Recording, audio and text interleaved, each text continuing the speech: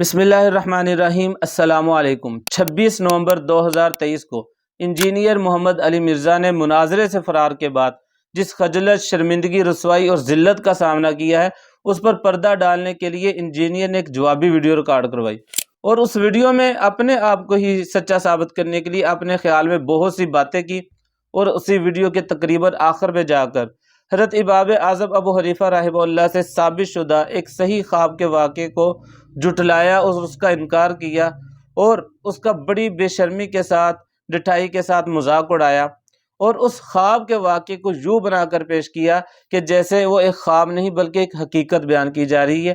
آپ مرزا کا فراٹ مرزا کی ویڈیو میں دیکھ لیں۔ اپنے بزرگ کی بزرگی ثابت کرنے کے لیے امام ابو حنیفہ رحمۃ اللہ علیہ کی طرف انہوں نے ایک جھوٹا خواب منسوب کیا کہ امام ابو حنیفہ رحمۃ اللہ علیہ نے خواب میں دیکھا کہ رسول اللہ کی قبر کھود کے وہ اندر اترے ہیں اور حضور کی ہڈیاں سمیٹ رہے ہیں، بعض کو بعض سے الگ کر رہے ہیں۔ نعوذ باللہ۔ رسول اللہ کے بارے میں گھبرا کے اٹھے، اپنے دوست ابن سیرین کے پاس گئے اور کہا کہ اس خواب کی تعبیر بیان کرو۔ جھوٹا کوڑ، کوئی ایسا خواب امام حنیفہ نے نہیں دیکھا۔ قبر میں اتر کے ہڈیاں، یہ کس امتی کا عقیدہ ہے کہ رسول اللہ کی قبر مبارک کے اندر ہڈیاں ہیں؟ نعوذ باللہ من ذالک۔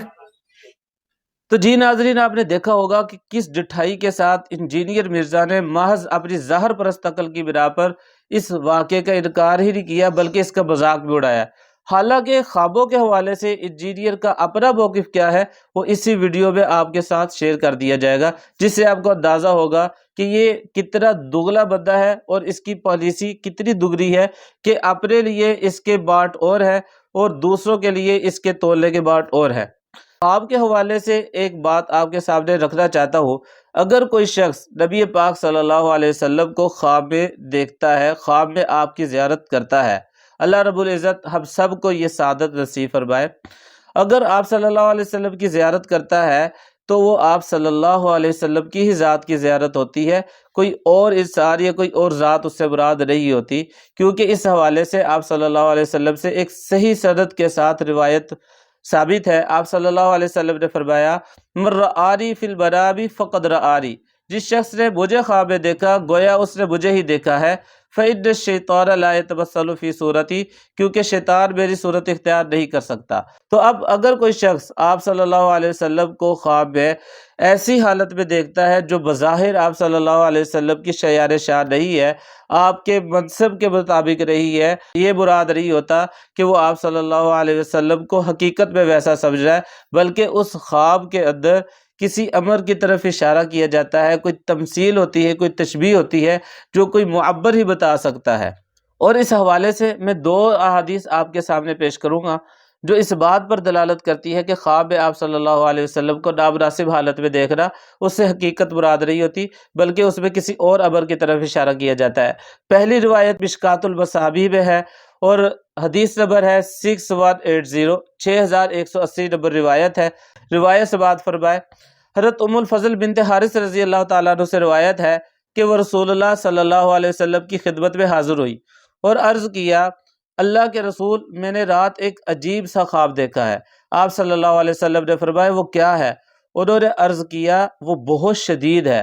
آپ صلی اللہ علیہ وسلم نے فرمایا، وہ کیا ہے؟ انہوں نے عرض کیا، میں نے دیکھا کہ گوشت کا ایک ٹکڑا جو آپ کے جسم اطہر سے کاٹ کر میری گود میں رکھ دیا گیا ہے۔ تو رسول اللہ صلی اللہ علیہ وسلم نے فرمایا، تم نے خیر دیکھی ہے، بلائی دیکھی ہے۔ انشاءاللہ فاطمہ کہ ہاں ایک بچہ ہوگا اور وہ تمہاری گود میں ہوگا۔ حضرت فاطمہ رضی اللہ تعالیٰ عنہ نے حضرت حسین رضی اللہ تعالیٰ عنہ کو جنم دیا اور وہ میری گود میں تھے، جیسے رسول اللہ صلی اللہ علیہ وسلم نے فرمایا تھا۔ آگے لمبی روایت ہے۔ تو یہ پہلی روایت ہے جو اس بات پر دلالت کرتی ہے کہ خواب میں آپ صلی اللہ علیہ وسلم کو اگر نامناسب حالت میں دیکھا جائے تو اسے حقیقت مراد نہیں ہوتی، جیسے یہاں پر حضرت ام الفضل بنت حارث رضی اللہ تعالیٰ عنہ نے آپ صلی اللہ علیہ وسلم کے جسم اطہر کا ایک ٹکڑا، گوشت کا ایک ٹکڑا کاٹ کر اپنی گود میں گرتا دیکھا ہے۔ بظاہر یہ خطرناک بات تھی، حتیٰ کہ خود راویہ کہتی ہے کہ وہ ایک شدید چیز دیکھی ہے میں نے، مگر آپ صلی اللہ علیہ وسلم نے جو اس کی تعبیر فرمائی وہ بہت عمدہ تعبیر تھی۔ تو یہ واضح ہو جاتا ہے کہ خواب حقیقت نہیں ہوتا بلکہ خواب ایک تمثیل اور ایک تشمیہ ہوتی ہے اور ایک اشارہ ہوتا ہے۔ ایک اور روایت جو اسی کتاب کی، اسی باب کی اور اس سے اگلی ہی روایت ہے، 6181 یعنی 6181 نمبر روایت ہے۔ روایت حضرت عبداللہ ابن عباس رضی اللہ تعالیٰ عنہ سے ہے۔ روایت کرتے ہیں کہ انہوں نے کہا میں نے ایک روز نصف النہار کے وقت یعنی دوپہر کے وقت نبی اکرم صلی اللہ علیہ وسلم کو خواب میں دیکھا کہ آپ کے بال پراگندہ ہیں اور جس میں اطہر غبار آلود ہے، آپ کے ہاتھ میں خون کی ایک بوتل ہے۔ میں نے عرض کیا میرے والدین آپ پر قربان ہوں، یہ کیا ہے؟ آپ صلی اللہ علیہ وسلم نے فرمایا یہ حضرت حسین اور ان کے ساتھیوں کا خون ہے، میں آج صبح سے اسے اکٹھا کر رہا ہوں۔ میں نے اس وقت کو یاد رکھا۔ راوی کا بیان ہے حضرت ابن عباس کا جو خواب دیکھ رہے ہیں، وہ کہتے ہیں میں نے جب خواب دیکھا اس وقت کو یاد رکھا اور بعد میں مجھے معلوم ہوا کہ اسی وقت انہیں یعنی حضرت حسین رضی اللہ تعالیٰ عنہ کو کربلا کے میدان میں شہید کیا گیا تھا۔ پچھلی روایت اور یہ روایت امام بہقی نے بھی روایت کی ہے دلائل نبوہ میں، اور اسی طرح یہ دوسری روایت اس کو مسند احمد میں بھی روایت کیا گیا ہے، اور یہی روایت انجینئر نے اپنے ایک ویڈیو میں بھی بیان کی ہے، اور اس روایت کو بیان کرنے کے بعد انجینئر کا بیان آپ سن سکتے ہیں، اسی ویڈیو کے ساتھ میں اٹیچ کر دیتا ہوں۔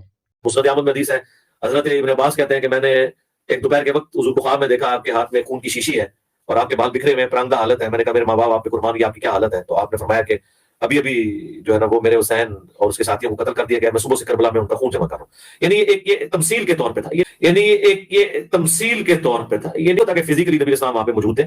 فزیکلی آپ مجھے خواب میں دیکھیں، صبح آگے مجھے آپ پوچھیں کہ آپ خواب میں آئے تو مجھے تو نہیں پتا ہوگا۔ یہ ایک ڈپارٹمنٹ اللہ تعالیٰ کا ہے جو تمثیل کے طور پہ چیزیں اللہ تعالیٰ دکھا دیتا ہے۔ مشکات المصابیح کی ان دو احادیث سے اور انجینئر کے اپنے ہی بیان سے کم از کم آپ کو اتنا تو اندازہ ہو گیا ہوگا کہ خواب میں جو کچھ نظر آئے اس سے حقیقت مراد نہیں ہوتی، بلکہ بسا اوقات نامناسب دکھائی دینے والے مناظر کی تعبیر بہت اچھی ہو سکتی ہے۔ تو اب حضرت امام اعظم ابو حنیفہ رحمہ اللہ کا وہ واقعہ بھی سماعت فرما لے جس کو انجینئر نے محض اپنی ہی عقل کی بنا پر اپنے ہی بیان کے خلاف جھوٹا قرار دے دیا ہے۔ تاریخ مدینہ الاسلام جس کو تاریخ بغداد بھی کہا جاتا ہے، اس کتاب میں بھی یہ واقعہ مذکور ہے جو خطیب بغدادی کی کتاب ہے۔ واقعہ یہ ہے کہ حضرت امام اعظم ابو حنیفہ فرماتے ہیں انہوں نے خواب دیکھا نبی اکرم صلی اللہ علیہ وسلم کی قبر مبارک کو کھود رہے ہیں اور وہاں ہڈیاں جمع کر کے انہیں ترتیب سے رکھ رہے ہیں، یعنی بکھری ہوئی ہڈیوں کو سمیٹ کر ایک ترتیب سے رکھ رہے ہیں۔ یہ خواب دیکھ کر سخت پریشانی ہوئی، یعنی امام صاحب خود خواب دیکھ کر گھبرا گئے، پریشان ہوئے کہ یہ کس قدر بیاناک اور خوفناک منظر تھا کہ آپ صلی اللہ علیہ وسلم کی قبر اطہر میں آپ کے جسد مبارک کی جو ہڈیاں ہیں ان کو جمع کر رہا ہوں۔ جب اس کی تعبیر امام ابن سیرین رحمہ اللہ سے پوچھی گئی، جب امام ابن سیرین رحمہ اللہ جو تابعین میں سے ہیں، بڑے جلیل القدر تابعین میں سے ہیں، ان کے سامنے حضرت امام اعظم ابو حنیفہ رحمہ اللہ کا یہ خواب پیش کیا گیا، بیان کیا گیا، تو انہوں نے اس کی یہ تعبیر کی کہ خواب دیکھنے والے شخص کو احادیث رسول اللہ صلی اللہ علیہ وسلم سے استنباط کی، مسائل اخذ کرنے کی، مسائل نکالنے کی توفیق خاص نصیب ہوگی۔ تو یہ وہ واقعہ تھا جس کو انجینئر نے حقیقت پر قیاس کرتے ہوئے کہ کسی کا عقیدہ نہیں ہے کہ آپ صلی اللہ علیہ وسلم قبر اطہر میں معاذ اللہ آپ کی ہڈیاں ہیں، بلکہ آپ صلی اللہ علیہ وسلم کا جسد اطہر تو تر و تازہ ہے۔ بلا شبہ ہر مسلمان کا یہی عقیدہ ہونا چاہیے، اور الحمدللہ ہمارا بھی یہی عقیدہ ہے، مگر یہ بات حقیقت کی نہیں، خواب کی ہے، اور خواب کے حوالے سے گزشتہ دو روایات بھی اپنے سامنے رکھیں، پھر فیصلہ کیجئے کہ انجینئر نے اس واقعے کو جھٹلانے کے لیے کس قدر دجل سے اور فریب سے کام لیا ہے۔